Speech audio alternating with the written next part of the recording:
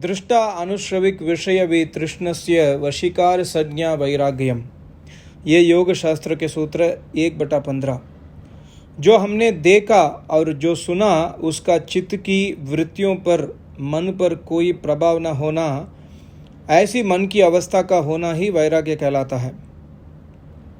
हम प्रतिदिन विभिन्न प्रकार के गीत दूरदर्शन पर अथवा रेडियो पर सुनते हैं, आपस में निंदा द्वेष इत्यादि सुनते सुनाते हैं।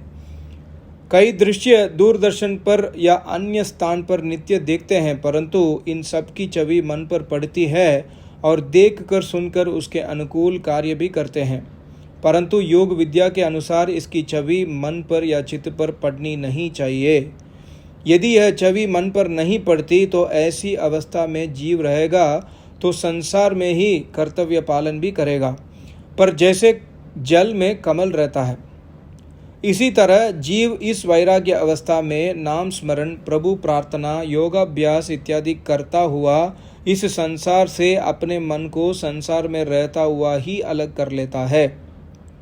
ऐसी अवस्था में ही इच्छा, द्वेष, सुख दुख इत्यादि से पृथक तथा अभिमान त्याग करके, अहिंसा धारण करके, क्षमा भाव एवं मृदु वाणी सबसे व्यवहार में लाता हुआ, गुरु की सेवा करता हुआ, लोक परलोक के सुखों की आसक्ति से अलग रहता हुआ, एकांत प्रिय तथा जड़ एवं चेतन सब में एक परम तत्व परमात्मा का अनुभव करता हुआ सुख पूर्वक रहता है।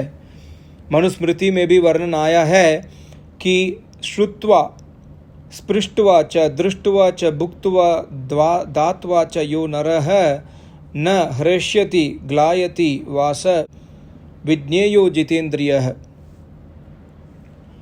अर्थात जो मनुष्य सुनकर, स्पर्श करके, देख कर, भोग कर और सूंघ कर ना तो हर्षित होता है ना ही दुखी होता है, उसी को जितेंद्र कहते हैं। अर्थात योग शास्त्र के ऊपर कहे सूत्र के अनुसार ऐसे जीव के चित्त पर देखे और सुने गए पदार्थों का संस्कार नहीं पड़ता, और यह वैराग्य की एक उत्तम अवस्था है जिसके अभाव में चित्त का एकाग्र होना असंभव है।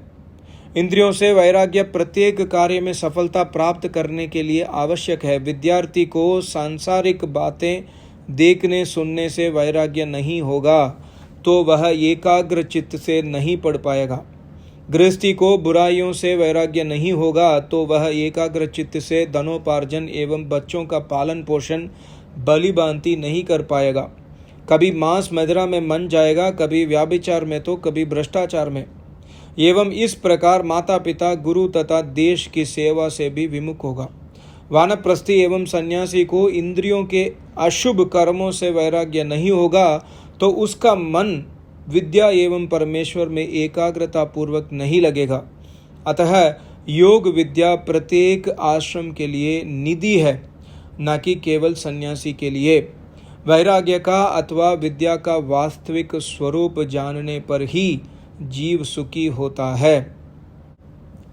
कितना सुंदर लेख है ये मेरे आचार्य जी स्वामी राम स्वरूप जी योगाचार्य जी द्वारा। सबको नमस्ते। ओम।